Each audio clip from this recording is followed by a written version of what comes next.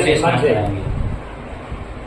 ओम पयः पृथिव्यां पय ओषधि उपयो दिव्यांतरिक्षे पयो धाः पयस्पतेः प्रदिशः शान्तमय्यां हेतु समुत्पन्नां सर्वेषां जीवनं परं पावनं यज्ञहेतुश्च पयस्नानां समर्पितां गणेशाम्बिकाभ्यां नमः। महादेवाय नमः। पयस्नानां समर्पयामि पयस्नानां ते शुद्धोदकस्नानाम्।